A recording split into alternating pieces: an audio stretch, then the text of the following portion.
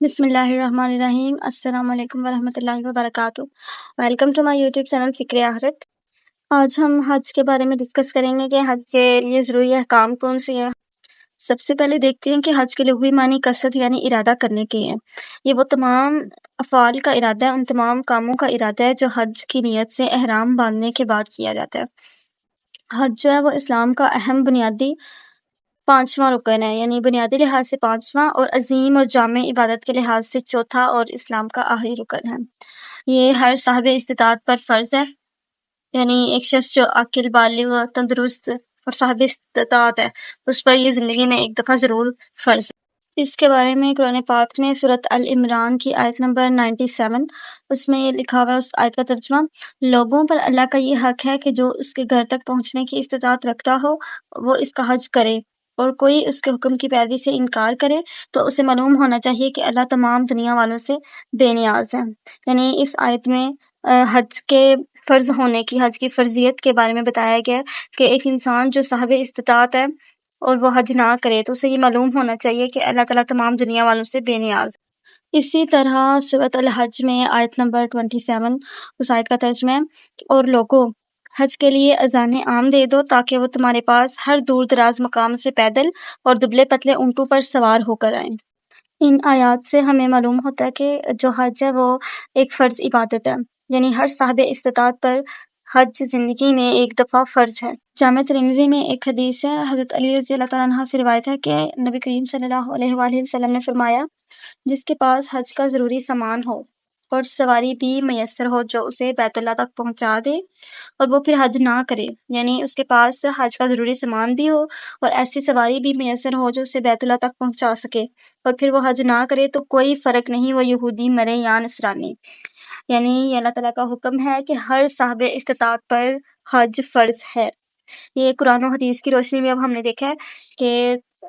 ہر وہ شخص جو صاحب استطاعت ہے، جس کے پاس مال و دولت موجود ہے، جس کے پاس حج کا تمام ضروری سامان موجود ہے اور سواری بھی ایسی موجود ہے جو اسے بیت اللہ تک پہنچا دے، تو وہ پھر حج نہ کرے تو کوئی فرق نہیں وہ یہودی مرے یا نصرانی۔ حج دنیا اسلام کا بین الاقوامی سالانہ اجتماع ہے، یعنی کہ یہ ایک ایسا اجتماع ہے جس میں تمام مسلمان پوری دنیا سے، دنیا کے کسی بھی علاقے سے آ رہے ہیں تو انہوں نے ایک جیسا وہ لباس پہننا ہے، ایک جیسا بن سلا، بغیر سلا لباس پہننا ہے، جس سے یہ ظاہر ہوتا ہے کہ تمام مسلمان جو ہیں وہ بھائی بھائی ہیں، وہ برابر ہیں، ایک دوسرے کے لیے وہ برابر ہے، وہ امیر ہو وہ غریب ہو، اس نے ایک ہی وہ ڈریس پہننا ہوتا ہے، احرام جس کو کہتے ہیں، جس میں حج ادا کرتے ہیں۔ حج 9 ہجری کو فرض ہوا تھا، مگر نبی کریم صلی اللہ علیہ وآلہ وسلم نے اس سال حج کا فریضہ ادا نہیں کیا تھا، یعنی 9 ہجری کو جب حج فرض ہوا اس سال نبی کریم صلی اللہ علیہ وآلہ وسلم نے حج نہیں ادا کیا۔ اس کی وجہ یہ تھی کہ اس وقت عرب کے لوگ جو خانہ کعبہ کا طواف وہ برہنہ ہو کر کرتے تھے، اور آپ اس صلی اللہ علیہ وآلہ وسلم اس بے حیائی کے منظر کو اپنی آنکھوں سے نہیں دیکھ سکتے تھے، چنانچہ آپ صلی اللہ علیہ وآلہ وسلم نے اس سال حج کے لیے حضرت ابوبکر صدیق کو امیر حج مقرر کیا، اور 300 ارکان کے قافلے کو، جن میں حضرت علی رضی اللہ تعالیٰ عنہ، حضرت ابو ہریرہ، حضرت سعد بن وقاص، حضرت جابر شامل تھے، اور یہ انہوں نے اس سال 9 ہجری کو جب حج فرض ہوا اس سال ان لوگوں نے جن کا میں نے نام لیا انہوں نے حج کا فریضہ ادا کیا۔ بعض احادیث سے مروی ہے کہ حج اکبر جو ہے وہ یوم النحر یعنی 10 ذی الحج کو جو طواف کیا جاتا ہے حج کا، اس کو حج اکبر کہا جاتا ہے۔ یہ صحیح بخاری اور صحیح مسلم میں حدیث ہے، حدیث کا مفہوم ہے۔ اسی طرح جو حج اصغر ہے، وہ عمرہ جو کیا جاتا ہے اس کو حج اصغر بھی کہا جاتا ہے، یعنی جو لوگ عمرہ ادا کرنے جاتے ہیں اس کو حج اصغر بھی کہا جاتا ہے۔ حج کا ایک بڑا اور بنیادی مقصد یہ ہے کہ یہ دین حنیف کے امام حضرت ابراہیم علیہ السلام، جن کا لقب خلیل اللہ تھا، سے تجدید تعلق ہے۔ اللہ تعالیٰ نے حضرت ابراہیم علیہ السلام کو جب دنیا کا امام بنایا تو امام الانبیاء کے خطاب سے نوازا، اور جو حج کے مناسک ہیں یہ انہی کی دی ہوئی یادگاریں ہیں۔ مناسک حج کے تمام ارکان حضرت ابراہیم علیہ السلام کے گھرانے کی اداؤں کا نام ہے، یعنی حج کے جتنے بھی ارکان ہیں جو بھی حج میں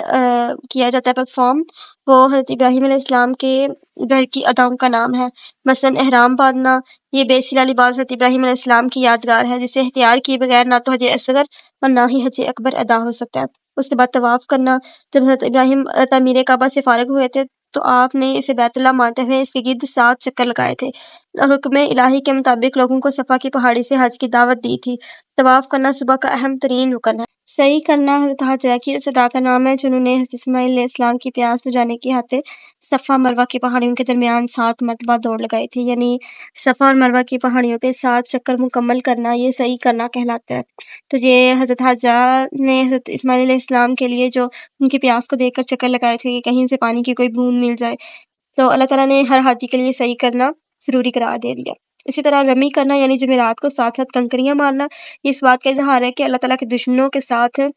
رویہ صلح والا نہیں بلکہ تصادم والا یعنی کہ غصے والا ہوگا۔ حضرت ابراہیم علیہ السلام جب حضرت اسماعیل علیہ السلام کو قربان گاہ میں لے کے جا رہے تھے تو شیطان نے 3 مرتبہ آپ علیہ السلام کو اللہ تعالیٰ کی راہ سے بھٹکانے کی کوشش کی اور ہر مرتبہ اس پر 7 کنکریوں کی مار ماری گئی، جو شیطان سے کھلی جنگ کا واضح اشارہ ہے۔ اللہ تعالیٰ نے حج کے اراکین میں رمی کرنا بھی شامل فرما دیا۔ رمی کرنا یعنی شیطان کو کنکریاں مار۔ اسی طرح قربانی کرنا بھی حضرت ابراہیم علیہ السلام کی سنت ہے۔ یہ ہم نے پچھلی ویڈیوز میں بھی ڈسکس کیا ہے کہ حضرت ابراہیم علیہ السلام نے اس وقت جب آپ علیہ السلام کی عمر 99 برس اور حضرت حاجرہ 85 سال کی تھی، حضرت اسماعیل علیہ السلام کی عمر 13 سال تھی، تو تب آپ نے یہ قربانی پیش کی۔ اللہ تعالیٰ خواب میں حضرت ابراہیم کو حکم دیتے ہیں کہ اپنی عزیز ترین شے ہماری راہ میں قربان کرو۔ بیٹے اللہ کے حکم کے آگے سر کو جھکا دیا اور اسی طرح آپ علیہ السلام نے اپنے بیٹے کو قربان کا پہنچ کر اپنے بیٹے کو راہ خدا میں قربان کرنے کے لیے لٹا دیا۔ اللہ تعالیٰ نے پھر حضرت اسماعیل علیہ السلام کی جگہ قربانی کا جانور بھیج دیا۔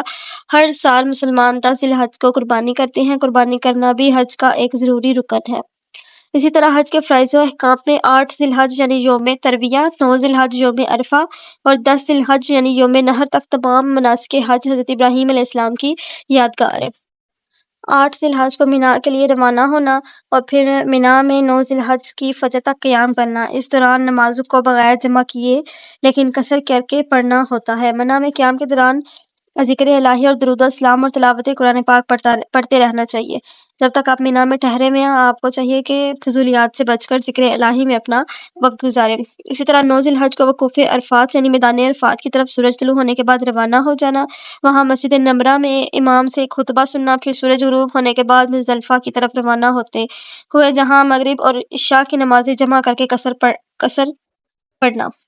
نماز فجر کے بعد دوبارہ مینا کی طرف آنا اور پھر رمی یعنی جمعرات کو کنکریاں مارنا، پھر قربانی کرنا اور بال کٹوانا اور اس کے بعد سب کے ساتھ کعبے کی طرف پلٹ آنا اور طواف زیارت کرنا، یعنی قربانی کرنا 10 ذی الحج کو، یوم نحر والے دن قربانی کرنا، پھر اس کے بعد بال کٹوانا۔ مردوں کے لیے تو یہ ہے کہ وہ تمام اپنے جو سر کے بال ہیں وہ کٹوا دیتے ہیں، لیکن عورتوں کے لیے ہاتھ کے جو انگلی ہے اس کے ایک پور تک بال کٹوانا ضروری ہوتا ہے۔ اس کے بعد جو ہے کعبے کی طرف پلٹ آنا ہے اور طواف زیارت کرنا۔ 10 ذی الحج کو یہ دونوں کام کر کے جمعرات کو کنکریاں مار کے قربانی کرنا، پھر بال کٹوانا اور اس کے ساتھ واپس کعبہ کی طرف لوٹ جانا اور طواف زیارت کرنا، یعنی جو زیارت کا طواف ہے وہ ادا کرنا۔ یہ تمام کام حج کے احکام میں شامل ہیں، اور اگر یہ طواف زیارت چھوٹ جائے کسی سے یا ان میں سے کوئی ایک بھی احکام چھوٹ جائے، یعنی کنکریاں مارنا، قربانی کرنا، بال کٹوانا، طواف زیارت کرنا، اس سے اوپر جتنے بھی میں نے مناسک حج بیان کیے ہیں، ان میں سے کوئی ایک بھی چھوٹ جائے تو اس کا فدیہ واجب ہو جاتا ہے۔ تو ہمارے پہ نبی کریم صلی اللہ علیہ وسلم نے ارشاد فرمایا، بے شک حج گناہوں کو اس طرح دھو ڈالتا ہے جس طرح پانی میل کچیل کو۔ اگر آپ کو ویڈیو پسند آئی ہے تو اس کو لائک کر دیں ویڈیوز کو، اور میرے چینل کو سبسکرائب کر دیں فکر آخرت چینل کو، تاکہ آنے والی ہر نئی ویڈیو کا لنک آپ کے پاس آ جائے۔ اور میرا اس ویڈیو کا اختتام اسی دعا کے ساتھ ہوگا کہ اللہ تعالیٰ ہمیں صاحب استطاعت کرے اور حج کا فریضہ ادا کرنے کی توفیق عطا فرمائے، ہمیں صراط مستقیم پر چلائے اور ہمیں اسلام کو صحیح لفظوں میں، صحیح معنوں میں سمجھ کر اس پر عمل کرنے کی توفیق عطا فرمائے۔ آمین۔